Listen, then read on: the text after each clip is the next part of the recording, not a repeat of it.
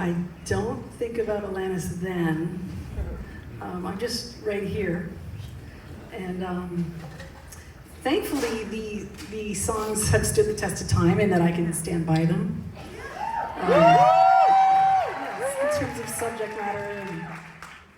And as I mentioned earlier, Not the Doctor was the only one where I thought, well, I'll figure that out. But I love these songs, and then hearing them on stage here in New York is kind of mind-boggling to me because I've been on tour for however long, and when I sing, it's a bit of a monologue. It's a little monological, dialogical energy, but so to be sitting where you're sitting and to hear it, I like it. But even if not feeling like you've got to change them, they've got to sit differently or resonate differently with you now. Yeah, I mean, Diablo Cody basically went into the songs and she pulled the characters from the songs, which I thought was a really incredible idea, and that there was enough fodder for her was incredible.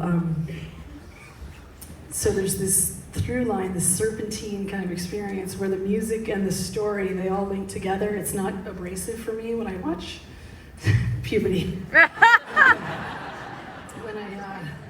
When I watch, there's nothing jarring when I watch it personally. So to see her pull these characters about this family and use these songs, Tom Kitt changed some of the lyrics here and there to make it applicable to the story. Yeah, Tom Kitt. With your permission. Oh yeah, yeah. Tom was so sweet. During some of the rehearsals, I was so overwhelmed. And I would just be shaking during the rehearsals, and Tom would come up behind me and just push my shoulders down. Thank you, Tom. It's intense for me to watch it. Well, talk some about this. You said it's 8 years of development of this thing, which in Broadway terms is almost sort of fast track, yeah. Right? That's like the sped up version. Right. But you've had multiple children in the time this thing has been working its way. I'm crowning right now.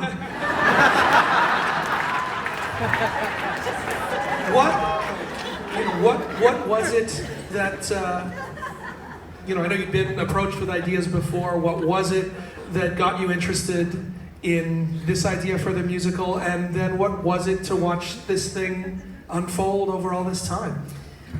When Tom Kitt and Vivek were sitting across from me, producer, they ran it up the flagpole, so to speak, and I just remember thinking, wow, that's cool. What would it be, though? Because I didn't want to do a jukebox musical, and as awkward as I might be, I didn't want it to be awkward, so they basically said, we'll interview whomever we can in terms of a writer, and it took a few years. I met some really, really incredibly talented writers who just didn't feel like the fit, but I was bowing down to them. And then once Diablo Cody's name was brought up, and Diane Paulus and Larby, who choreographed the whole thing, I just thought, wow, okay, this is the dream situation for me. Did you have a sense of what you were looking for, of what you were waiting to hear, or was it just that something came to focus when it was right? Yeah, I think it was the latter. I never really know what I'm doing when I go to write a song or collaborate on something. I have no idea what's to come. But I know how I want to feel when it's finished. So I felt that, and then some afterward. I just stayed the course with everybody, and slowly but surely it just became something that I feel so connected with, and I love collaborating. I can write alone. I've had a little bit of a isolationist kind of approach to songwriting where I'll feel something intense, I'll go write about it, and then I try to not interact with humans. But this experience has brought me out, and it's no longer just feel the feelings, go write about it. It's felt them, wrote about it, and I'm participating with this whole group of people. It's been quite healing for me. What was the active role in that? I mean, what was your piece other than watching, approving, and making sure everything was okay? What was your involvement in shaping this thing into something? Yeah, I mean, I showed up where I needed to. So I like to pride myself around knowing when to leave people alone when they're on fire. And I also know when to zoom in when they look to me or they are curious about something. So it was a combination of that. And then, yeah, there were some topics that are in the musical that some people were afraid to dive into. And I just remember thinking, I'll speak on behalf of all of this. It's me. I'll support it the whole way through. Well,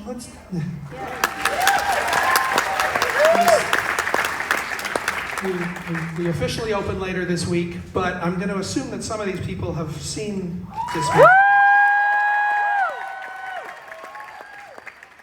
And what's kind of astonishing is it feels so precisely of this moment and where the world is right now and the things that are being talked about right now. And these are songs that were written 25 years ago and a project that you've been working on for 8 years. What was it that everything sort of landed where it feels right now, where this is the moment that this should be out there? Well, I think artists, they're always commenting, ideally artists are always commenting on what's going on around them in their own world. And then I just kept doing that. And there were moments of, for a song called Hands Clean as an example, I went to shoot a video for it. And some people at the record company said, we think it should be this karaoke thing with a bunch of balls bouncing and a bunch of young kids. And I said, have you listened to the song? So there were times where I'm writing things and singing things and expulsing, and then I wonder if it is being interpreted in the way that I meant it. But like I said earlier, it doesn't actually matter at the end of the day. However, I do notice that as I've been singing these songs over the years, there have been some people that resonate with it more and more as time has gone on. Yeah.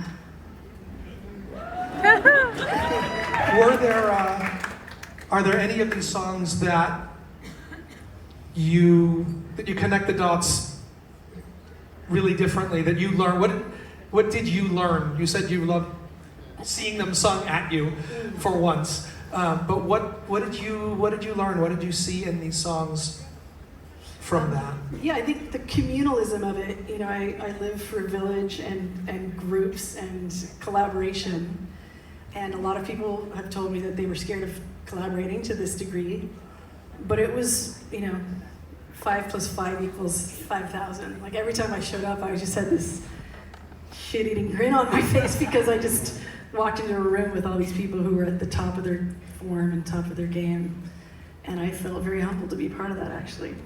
And then I might have mentioned this earlier, but when I play songs live now, I'm just like, fucking Tom Kitt. Now I have certain melodies come into my head, and I'm adjusting according to his vision. How dare he? Make you go back and actually work on these things again. But how will that affect? I mean, this was a lovely special thing tonight, but you did announce today you're going off for this crazy tour next summer to go celebrate 25 years. How do you feel the musical process and the musical interpretations and all of that are going to seep back into you getting up on a stage to do these things? I don't know, I'll find out. But I actually feel as though I understand the songs more now because of the monological aspect of it. Like I said a few minutes ago, it's just this send, and art has always been really cathartic for me. It moves energy, but it doesn't heal anything. And I sang You Ought to Know however many times, and then when I would be quiet and alone and think about the person I wrote it about, I still didn't feel complete somehow. So it really dawned on me that relationships, if I was wounded in relationships, I'm gonna be healed in it, and I can't hide away writing songs. So I basically, during this process with the musical, I feel a lot of healing is going on because there's a witness to the fitness. I don't want to, push too hard at it, but you say you understand them Hold you understand me the songs better. What do you understand? What did you see in them that was new for you? Just this vulnerability of just telling the story in real time. And you're asking me to brag about myself? Yes. Okay. You're here. You're at the Apollo Theater. If you're going to do it.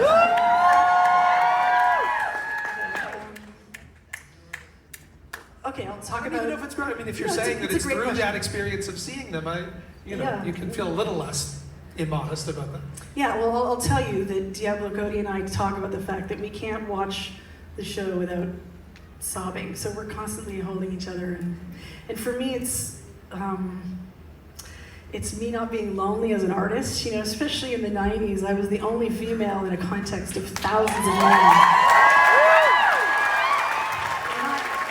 Certainly, there were millions of incredible female artists. However, when I was touring, it was me and 75 men on a lot of these shows that I did. So to be part of this process here 25 years later, it's been really healing for me to just feel like I'm held by everyone who's participating in this.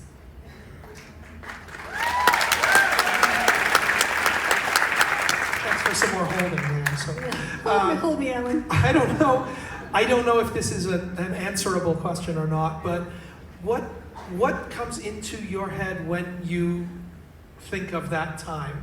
I mean, you guys know it, but we don't even think about it. A new artist who is a woman who puts out this album that is the biggest selling album of the decade. Woo! It's impossible to imagine how dizzying all that must have been.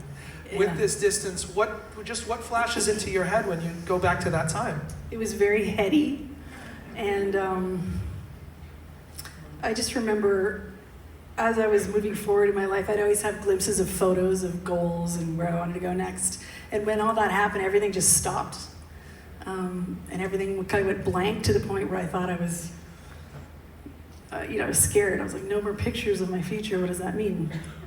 But then when I went on tour, I started to understand that these songs weren't just about me self-indulgently writing songs and cathartic on stage. It became an invitation for people, bragging. It became an invitation for people to support and reflect on their own humanity. Like I would see footage where people in the audience would be crying with me or freaking out with me or getting very angry, all these feelings that I was told not to feel. So then it turned into something really fun because I thought, I don't want to do this anymore. I thought fame was going to turn into this kumbaya experience, me and Johnny Depp and me and Sharon Stone, she'd be petting my head at the fireplace. And, I literally was calling different celebrities going, hi! And they would say, why are you calling me? Isn't this what we do? Isn't this what we're supposed to be doing?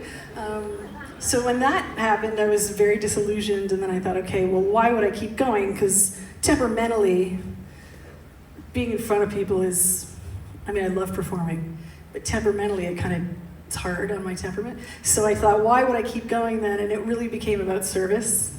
It became about certainly still writing for myself, but letting people take these songs and make them their own, and then I would hear feedback about it. And that made it really worth it for me to keep going.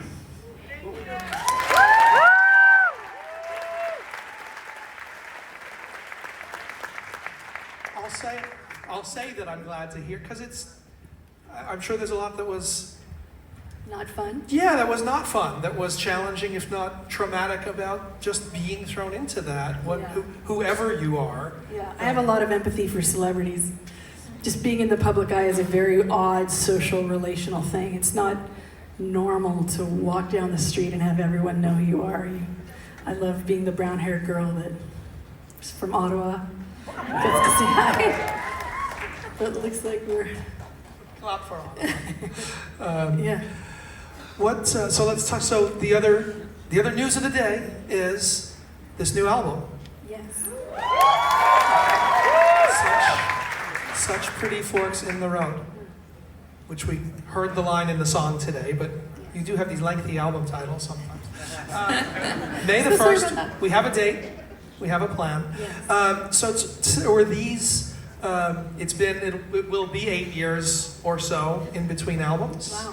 Wow. Were these songs that accrued over that time? Was there a sort of a switch that went off that said, okay, we're going back into that cycle? How did you land on this set of these songs?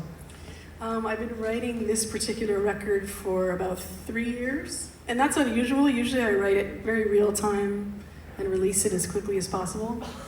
But this songwriting was sort of a saving grace for me. I was postpartum, very challenged time for me, so I thought writing songs has always been a way to pull me out of the quicksand, so I attempted to do that. I didn't get pulled out of the quicksand by it, but it was chronicled. And then I took a break and just looked after my own health and then kept writing. So I wrote about 4 or 5 more songs just recently to complete the record.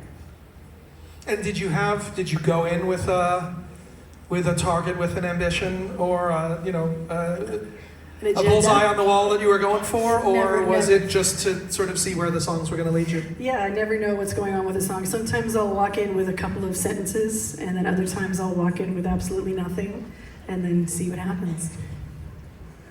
And this is what happened. Yeah. And quickly, I know we gotta let you go and gotta let everybody go in a second, but I do want to ask about the podcast for 1 second, because it seems like conversation's been a way for you to kind of pull a lot of different threads and strands of your concerns and interests together. Yeah, I just feel like for a long time, people were saying, pick a lane. Are you a rock and roll star? Are you academic? Are you an athlete? What are you? And I would always just say, well, I want to do all of that. It's really fun for me. So, but I was very much told, pick one thing. And certainly there's something to be said for focus. However, I just feel as though we're all multitudinous, and we have so many aspects to ourselves. So for anyone on the outside of us to say, just be this one thing, and it's so one-dimensionalizing, so reductive. And I'm happy now if you're not a hyphenate, no one even listens to you. So now this era is very much an era where you can be the multitude of aspects of who you are as a human. So it's a much better time.